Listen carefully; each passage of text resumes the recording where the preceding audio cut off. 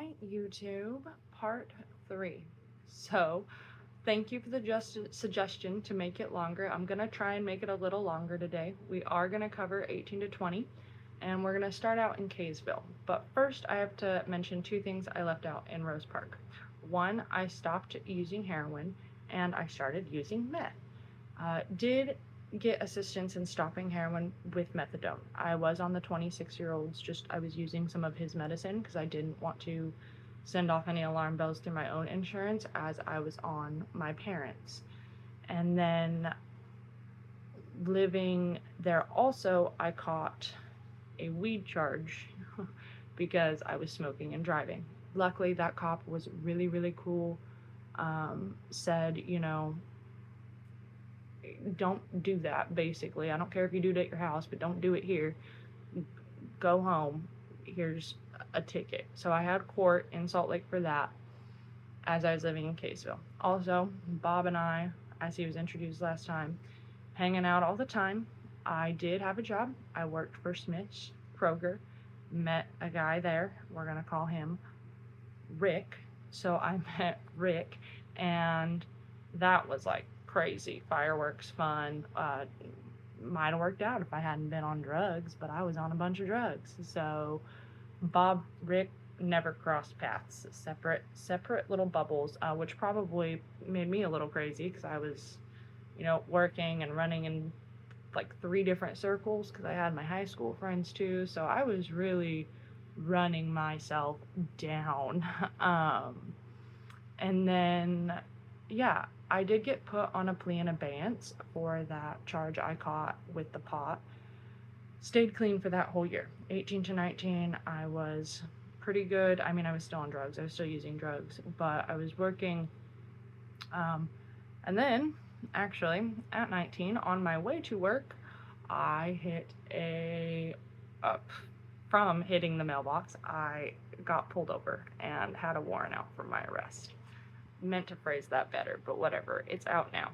So, didn't know I had a warrant because the letter for the court date on the mailbox went to my Rose Park address and it was never sent back or done anything with, so they just assumed I got it. I didn't. Had court for that. Got put on another plea in abeyance for that and had to do community service as well because they don't like when you damage property. Turns out, don't do that. Don't damage property. So, but I was really dumb and naive, and honestly, the police knocked on the door when we were at Rose Park, and the ex-26-year-old was like, don't answer the door, don't answer the door. Hindsight is 2020, I should have just answered the door. And yes, I do hold a little bit, just a tinge of animosity towards the 26-year-old because I was 16 when we met. Everybody else in this story, fair game. I was 18, had been making bad decisions. I was 16 when we met, and I was actually a damn good kid. So, no matter what was going on in my personal life with my parents, I do hold some animosity there because as a 26-year-old now, I would never even glance at a 16-year-old. So, that is pretty crazy. And I also want to kind of spread awareness in that matter. If you're underage, and you shouldn't be watching this if you're underage, but also, anybody over the age of 18 should not be looking at you. Like, unless, special circumstance, but genuinely, they just shouldn't. Like, I would never look at anybody underage because they just have not done the same things that I've done at this point. And the fact that someone thought that was okay is, it's not cool. So, yeah, everybody else, free game. Rick, Bob, anybody else that comes into this story who will make names for, perfectly fine. The 26-year-old doesn't get a name, and he gets called the 26-year-old because why would you do that? My bad too. I mean, I can't just completely say why because I made the decision to do the thing, but again, I would never insert myself into a 16-year-old's life or drama. So, yeah, I did spend a night or two in jail, cried the whole time. When I was released, her looking at me and being like, you don't belong here, don't come back here, was just like, it was really cool. And that stays with me still. I'm like, yeah, now I'm in school, I'm actually doing something, and I want to help people, and that that stays with me, because if somebody wouldn't have thought to just be like, hey, you don't belong here, stay out of here, it's the littlest things that sometimes make the biggest effect. And I did catch some breaks, you know.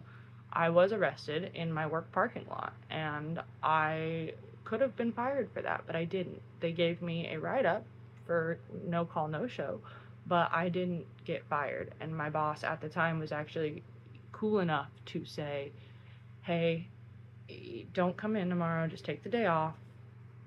The day after I got out, because I was scheduled to work the next day. I had the day I got out off, and then I was scheduled to work. And he was like, just stay home. So like, people had my back, and I realized that not everybody has that. But you can, you know, make connections, talk to people, even when you're in the shit, because people, even when you're on drugs, like I was, you know, I was still actively using meth and all this time, and people could still see that I was a good person, you know, a good friend at the time, and someone I talk to this day a little bit still is like, you know, yeah, you were definitely giving off weird vibes back then, but you were always a good person. And so if you're a good person, people will see that. Drug addiction doesn't always take away the fact that at your core you care about people, and that means something. So anyways, finally got through the other plea in abeyance. Luckily, the 2 plea in abeyances obviously didn't cross, or they wouldn't have been plea in abeyances.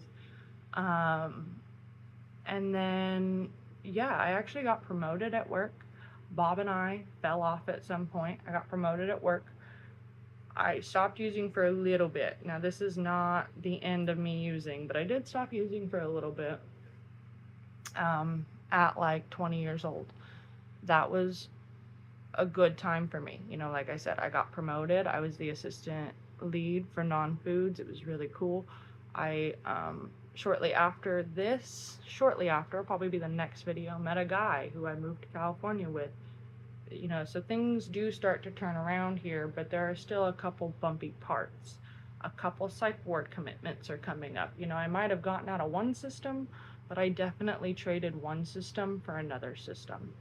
So 18 to 19, or 18 to 20, was really still me messing up and trying to figure things out, but also being lucky enough to catch a few breaks. And at this time, school was not even a thought. School doesn't come in for another probably 3-4 years before I'm like, okay, let's figure it out.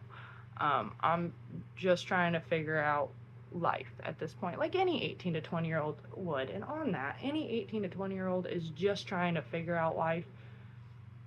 A lot of them, and I hope you don't choose to also be using drugs and having that aspect of figuring out life. Because not only was I using meth, but I was doing LSD, I was doing Molly, I was basically doing anything I could get my little mitts on. I was like, ooh, probably really jacked up my brain chemistry, and is now why I have to be on a antipsychotic. Yeah, I think it's an antipsychotic. But all of these things have made me who I am. And yeah, so that's 18 to 20. We got arrested. We met some people, good people, and it was just shown a way of life that I chose in the end not to pursue, but it wasn't a bad way of life. And the only thing I wish I hadn't been doing in that time was a bunch of drugs, because I'd probably be able to remember it a lot better. And but it is cool kind of just remembering this all and reliving it. And yeah, so look, we did it. We made it longer today. Next time we're going to pick up at 20, and now we're starting to get more into mental health awareness. Still some addiction here and there. Meth is going to pop in and out. Like I said, I really liked it. I really liked that one. I might not have said that in this take, but I really liked it. So we'll start off at 20, and basically how fun it was being the assistant lead for non-foods, and also getting into a relationship that was really pivotal, oh my goodness, pivotal in decisions I make and where I'm at now and how I ended up in California. So thank you for watching this far. Please give it a like, give it a share. Thank you. for watching. Yeah, we'll see y'all on Saturday.